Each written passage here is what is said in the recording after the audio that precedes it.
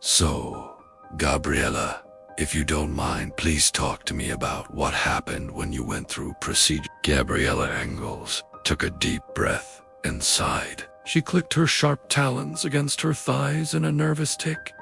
Gabrielle, getting a bit casual, aren't you? Dr. Patrick Lomas laughed. I suppose I am, but I've read way too many files where restricting harmless sentient SCPs to just their number instead of their name results in disaster. Plus, I know you, Angel. I'm sure the bosses upstairs will be understanding for me. She cringes at the sound of her old nickname. Ironic now. Sorry, it's in poor taste now, I guess. But please, talk to me about what happened. Gabriella clenches her fists. Why? Don't you already have it in the file? Why do I have to sit here and relive what made me this?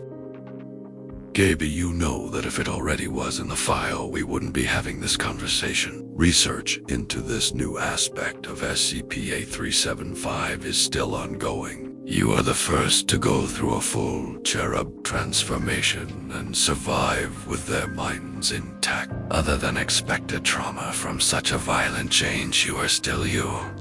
Hell, Gaby, you are even more you than you were before. More. Fern, I'm a demon. You are a woman. You are so much more of a woman now than ever before. There's literally no one who can say otherwise about you. I mean, come on, Gabby. You even have boobs and a womb now. Sure, you got red skin, horns, a tail, wings, and fangs, but no TF can ever accuse you of being a man now. Her fists bleed from the pressure of her own grip. With a shaking voice, she asks, why? I don't understand why a so-called loving God would do what he did. Not just to me, but to everyone who did that stupid ritual. He turns everyone else into mindless abominations that we call angels.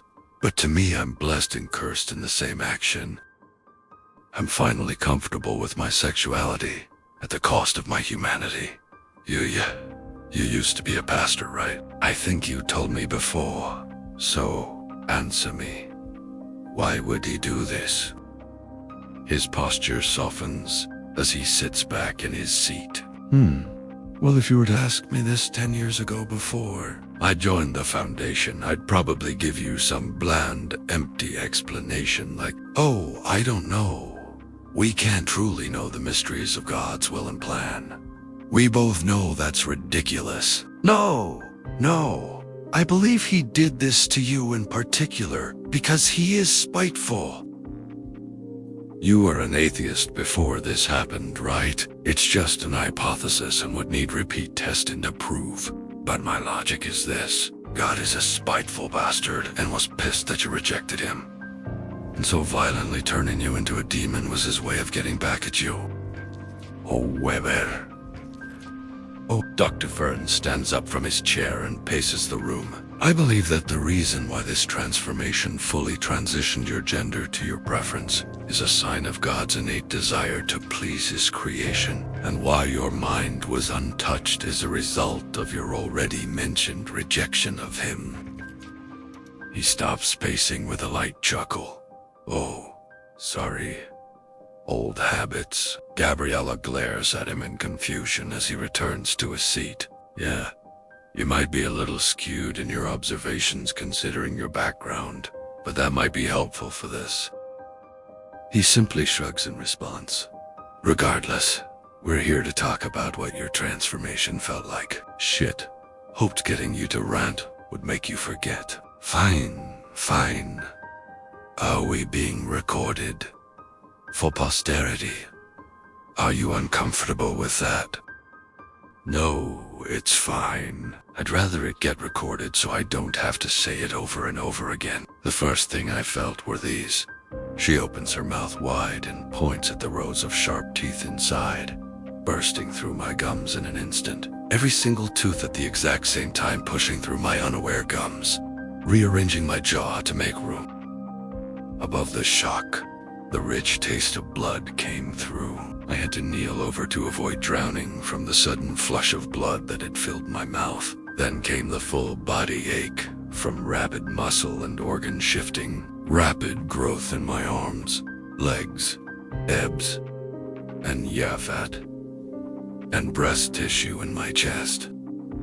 The only thing I didn't feel was the growth of my new womb, which is likely because at the same time my skull burst open with horns. Then came the wings. Have you watched the security footage? Ave.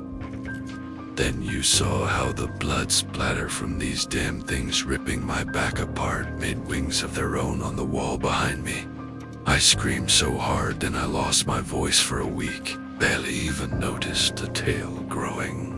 Felt more like I just had an annoying itch in my lower back. I saw you tried taking a swing at God when it was done. Not sure how you had the strength to do that after what you experienced. It's impressive. I'm sure if I waited a bit longer and had more strength, I could have gotten him too. Likely.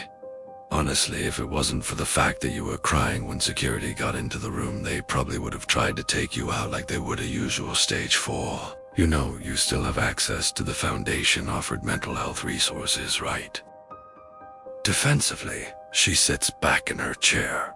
What do you mean? Well, I was able to talk with quite a few people and you still get to keep your employment here. SCP-8374-B will only be a designation in your employee file, but as far as any other person here is concerned, you are still research. And as part of the Foundation, you have access to some of the, depending on the case, best therapists in the veiled and unveiled world. I'm not visiting Dr. Glass. You have more options than just Dr. Glass. Thank God. Thank who? Right. Fuck that guy. There we go. So, SCP-8374-B. Damn, that's a mouthful to say. Do you have any final remarks considering your transfiguration? Sure. What are the chances I can meet that one fox demon lawyer lady?